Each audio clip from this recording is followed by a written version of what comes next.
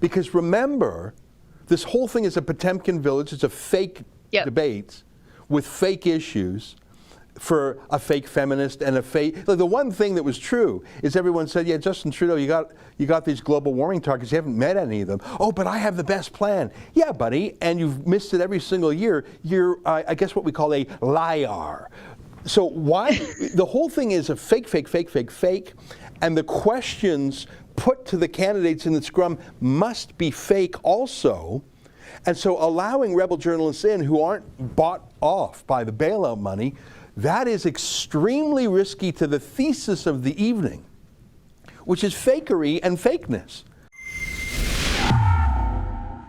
So we that can is move it. forward together. We're out of time. Evan, thank you. Leaders, thank you for your participation tonight. That's it for the English Language Leaders Debate. Voting day is September 20th. Get your ballots. Make sure you're registered. On behalf of the Leaders Debate Consortium, I want to thank the crew, the producers, everyone who made this happen. I'm Shachi Kurl.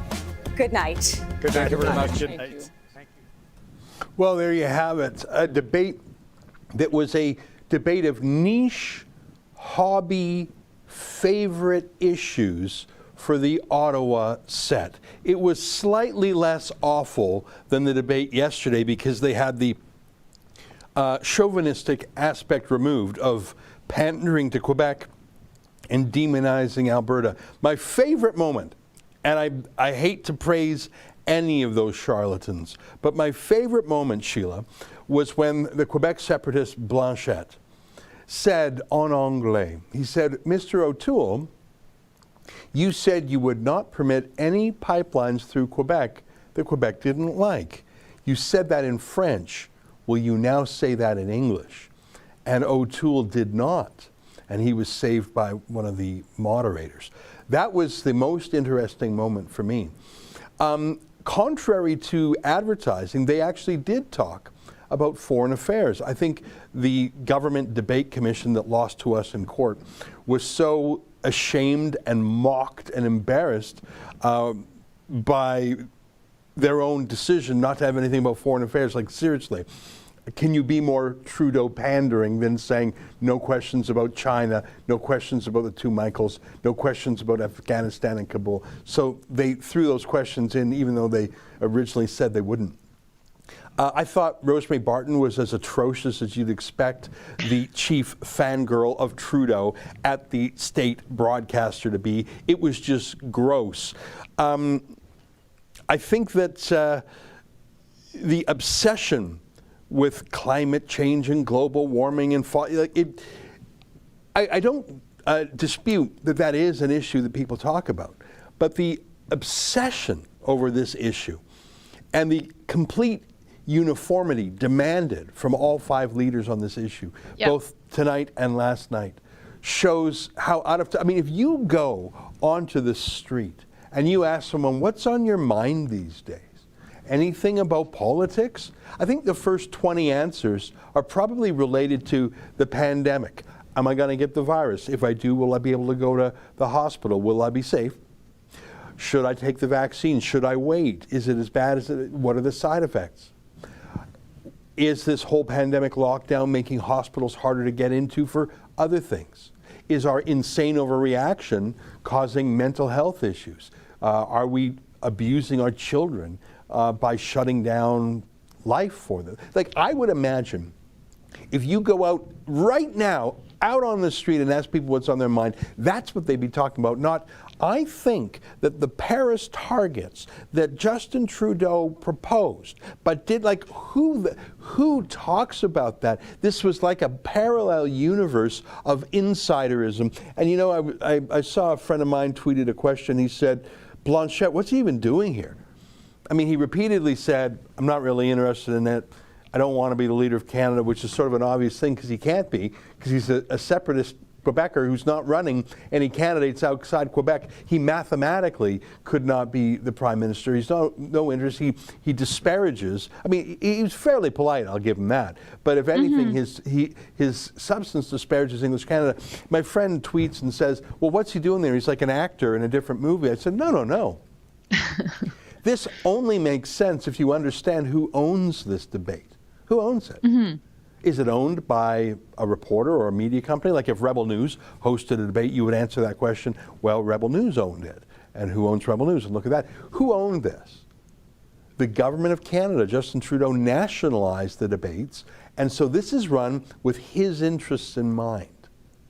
So have Blanchette there as a distraction, as a target, as a foil for Trudeau. Have him there not to serve the interests of, why is he there? No one in English Canada can vote for him. So why is he taking up a seat? Well, have him there precisely so you don't have Maxime Bernier there. Like, nothing about this debate makes sense if you think of it as its purpose being to inform and enlighten Canadians about their real choices. It doesn't make sense that way. Why aren't you talking more about the crisis of the era and the civil liberties violations and the lockdowns and the vaccine passports? Yep. Why is the quirky Quebec separatist there when he's not even running in English Canada? Why is Annamie Paul there of a Green Party that's at like 2% in the polls? She hasn't even campaigned outside of her own district. Why is Maxime Bernier not? None of that makes sense until you realize, oh, right.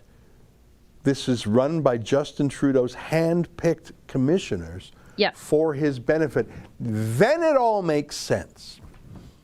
It's a Potemkin village. Go ahead, Sheila.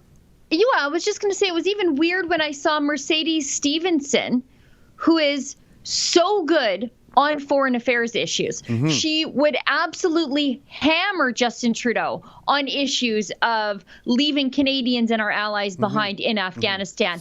She is excellent on that. She has insider information on that. The interpreters communicate directly with her. And who do they have asking about climate change issues? Mercedes Stephenson. Yeah, like, what a joke. What a setup. Yeah, what a joke. Frankly, I don't know if I'm surprised she accepted. I mean, I suppose it's a feather in her cap to be chosen by the government for the debate. But frankly, it's disrespectful to her expertise. And hey, ask these questions that Trudeau really wants to talk about. But Canadians, this whole process is so, and it goes to why would they keep us, like why would a debate commission? You know, I laughed. I mean, listen, we're a fairly homemade shop here. I love everyone here. We all try our best. But let's be honest, our graphics are not the same level as the graphics of a billion-dollar media company. I think they're great, and I want to compliment our whole team, and I think we're doing great. Yeah. But did you see the graphics for this? It was like someone made them in Microsoft Word or something. It was like it was made on like Paint. you know, GeoCities or AOL.com. And I like, seriously, the font, it was like some typewriter font that wasn't properly kerned or whatever, if I'm using the term right. And I'm just thinking, what a crap, like the tens of millions of dollars. Yeah, like what? Look at that. Like what's with that apostrophe? What's with it? What is that? And that's just an example. Thank you. Just like, that's what you got? That is what you, well, yeah, because it's a crappy government bureaucracy. So why would, Sheila, why would they spend $1.5 million keeping our reporters out? Why was it like that? That sounds like it was their top priority for the past 2 years. The answer is because remember, this whole thing is a Potemkin village. It's a fake debate with fake issues for a fake feminist and a fake. Like the one thing that was true is everyone said, yeah, Justin Trudeau, you got these global warming targets. You haven't met any of them. Oh, but I have the best plan. Yeah, buddy, and you've missed it every single year. You're, I guess, what we call a liar. So why the whole thing is a fake, and the questions put to the candidates in the scrum must be fake also. And so allowing rebel journalists in who aren't bought off by the bailout money, that is extremely risky to the thesis of the evening, which is fakery and fakeness. That's why they spent $1.5 million keeping out our little rebels. Because we break the illusion of this hologram. Yeah, I mean, there were very few times where Trudeau was really challenged on anything. There was one point at which Blanchette, and I'll give him credit, he hammered Justin Trudeau on human rights issues. around the world. It was weird to see the guy who only cares about Quebec actually taking Justin Trudeau to task on issues of Saudi Arabia, China, Hong Kong, Taiwan, political prisoners. He brought that up, although that should have been something O'Toole should have brought up.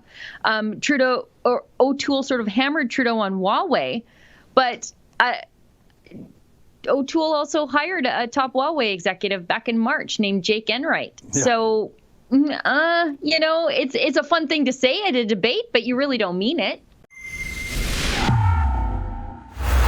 If you can believe it, Justin Trudeau wouldn't let our reporters into the debate. We had to sue him in federal court, and we won. If you can help us crowdfund the cost of that lawsuit, please do.